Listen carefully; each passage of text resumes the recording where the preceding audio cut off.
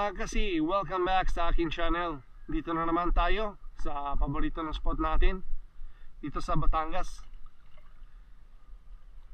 Ngayon guys, bagong adventure, bagong sumisid.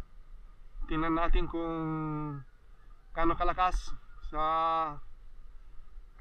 papansin nyo, marami ng kahoy doon, ibig sabihin malakas ng agos kahapon. Kaya tingnan natin, subukan natin kung malakas o hindi. Welcome back guys, Lucas here at welcome sa panibago na episode natin. Ngayon guys, simula tayo sa spot natin at langoy hanggang may maagos na. Lakas ng agos na yon sa spot, kaya drift dive muna.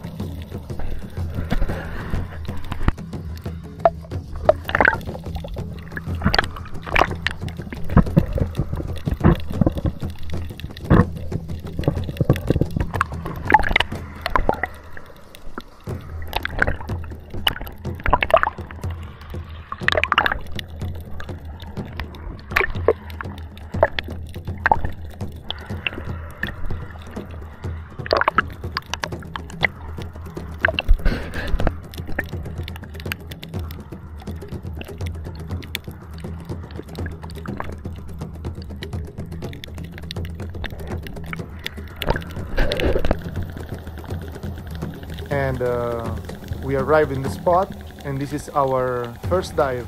Let's see what happened.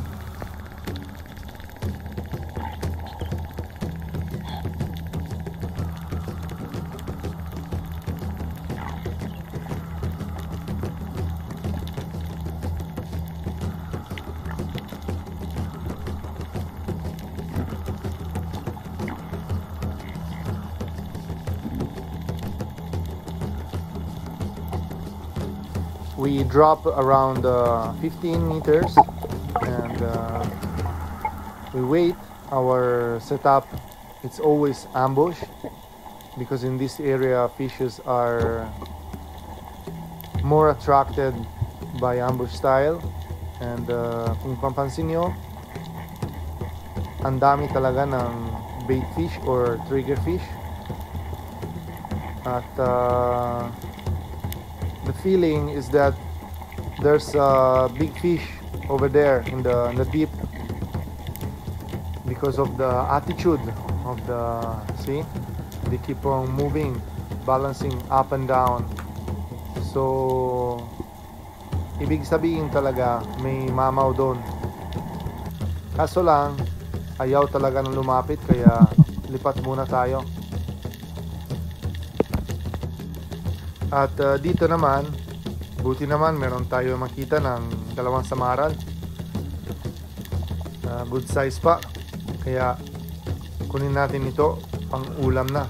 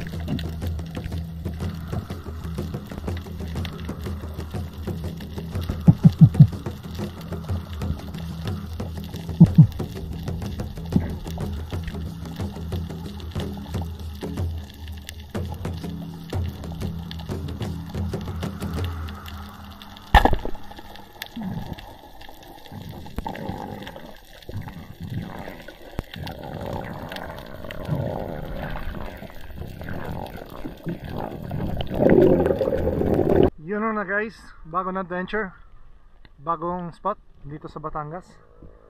Kalma, tingnan natin dahil sa hilian spot natin sobrang lakas ng agos.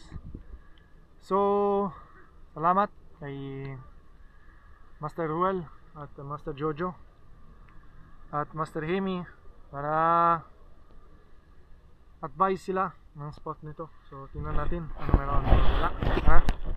Let's dive. Alright guys, so dito na tayo sa bagong spot dahil wala talaga makita doon sa ilihan, tsaka lakas ng agos at darating talaga ng amihan, kaya parang yung isda sobrang ilalim. Dito naman may agos pa rin pero unti lang.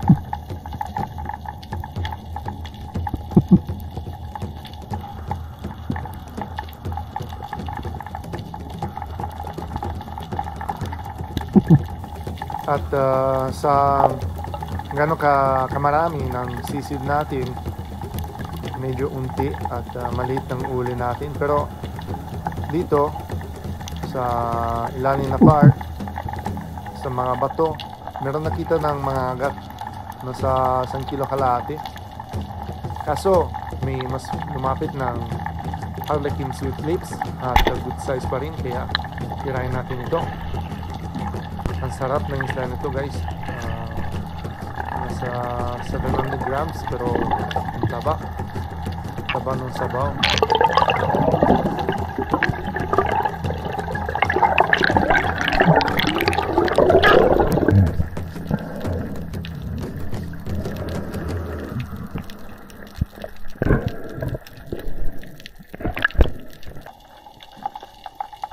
At ibang drop na naman dito na sa ilalim na part. At merong nakita agad ng good size na snapper, isang long nose emperor. Diyan na siya lumapit, kaso mahilap nga, parang he understand what will happen, so he suddenly go away. Pero okay naman guys, dahil meron mas lumapit ng grupo ng labahita, kaya tirayin natin sa ganitong isda. Sarap ng prito guys, hindi malamsat talaga ang isda.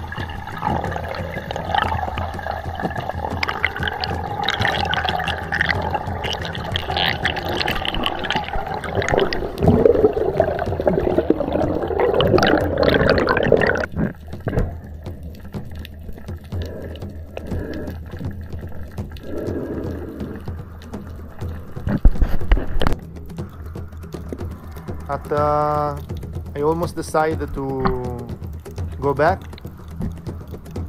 but I saw this guy here. I think he's from Batangas City. Look how he's diving. Brief only. Respect bro, respect.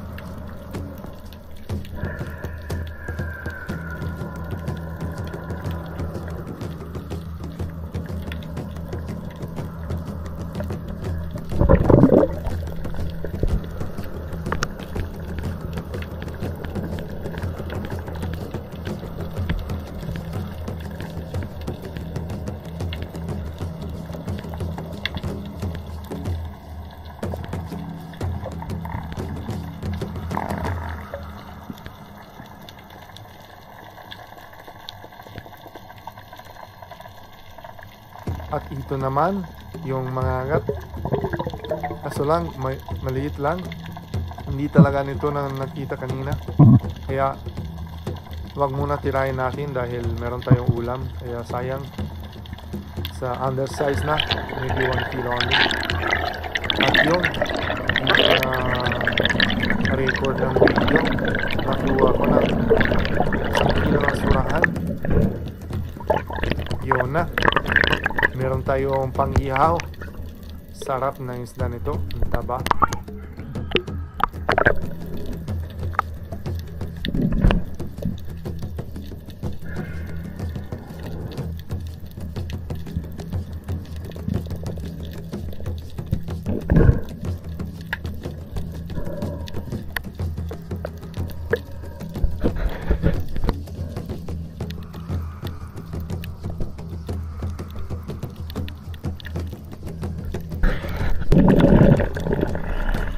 At darating din dito ang lakas ng agos, kaya nag-decide kami ng lumipat ng spot. At bago ng labas ng tubig, meron tayo nakita ng balo or batalay, tawagin sila dito. Kaya dahan-dahan ng lapit tayo at hindi talaga makita, pero sa pool talaga, sa pool sa gitna, batalay. Ayoko minsan ang nakahuli ng ganitong isda dahil meron ako ng trauma sa Palawan, El Nido. Yung kapitbahay ko namatay sa night dive because of this fish. They are very dangerous, so be careful talaga ingat kayo guys sa night dive. Ang kulit talaga ng isda nito, lalo sa mga flashlight. Yun na mga gaspero, meron tayong lutuan. Si Tita, Tita shout out. No? Yun na, sarap talaga ng huli natin. At he's really impressed. Yeah, my friend's really impressed with you. You know good Tagalog. Yes. Anyway guys, we have a new friend here, si Master Boris. Matagal siya dito sa Pagkilatang, Batangas. Yung kasama si Master Yan dati. Marami siya nahuli ng isda. At Spiro pa rin. Meron kang page bro or wala? Sayang. Yeah. Soon. Soon I'll guys. be making it soon. Alright. So ito nang huli natin sa araw nito. Siyempre, iyawin natin. At meron tayo pa. Laguna yan, kaya yan. Atin. Master yan. Yun oh, luto ng pusit. Bro, saan yung taniga mo? Labas yung taniga mo bro. Ubus na bro. Saan yung ulo ng taniga bro? Ha? Yung ulo ng taniga. Kinain ng pusa bro, pumuntik na yun. Yun. Pusit or panos bro? Cuttlefish. Cuttlefish. Yun. Silaw natin oh. Yun. Sarap. Ito. Meron na tayo ng ganda ng breed. San Belgian. San Labrador.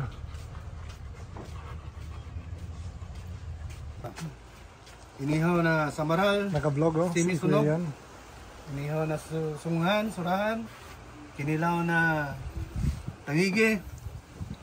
Yan guys. Boris is here. Yo, what's up? What's up? Sayang yung ano mo, Cobia, oh, 20 kilos. Taniga pala bro. Loka. What's up guys? Let's go. Let's go. Okay na. Okay na guys. Dito na. Yun. Kumusta? Shoutout muna tayo. Main guys sa bahay. Kaya dito na tayo. So maraming salamat sa walang sawa suporta sa channel. At kahit malakas lang ang agos natin, may pang-ulam pa rin. Kaya shoutout muna tayo. Rafi, bro Rafi Spearfishing, salamat bro sa walang sawa suporta. Shoutout kay Ricky Sanoy Official TV, watching from Riyadh, from Cebu City. Shoutout kay Sea Adventure PH from Palawan, Perfect Princesa, kamusta bro? Shoutout kay bro Noel Kingston Umayana. Shoutout kay Bay Dexter, Solid Bert Puktiayo Mamavik from Nara, Palawan. Shoutout kay Ka-Fishing. Shoutout kay Solid Carino Kayadong at Kayadong family. Shoutout po kayo. Shoutout kay Solid kasi Rosaline Ocampo, kamusta po ma'am? Shoutout kay bro Master Melio Spearfishing. Shoutout kay Who's Your Daddy Danilo Adalim, Glenda Vanstro from Perth, Australia, kamusta po kayo? Pancho Pantino from Rapo Albay, Master Joseph Agdon from Dumaran, Palawan, Master Debbie Spiro, Indonesia, mantap bro. Josh Fair TV, Dinagat Island, shoutout bro. John Jungay, kumusta bro? Kevin Bautista from Isla Verde, sana darating ako doon dito from here bro, sana. Shoutout kay Michael John Durano at Durano family from San Luis Agusan del Sur. Shoutout kay Dennis Bartolata. Yun na po, salamat sa Panginoon at walang sawa suporta sa akin. At huwag niyo kalimutan sa i-like, share at subscribe. Malaking tulong sa channel dahil meron tayo ng 6,000 followers. So sana nahabot tayo ng 10,000. At salamat. Thank you for watching.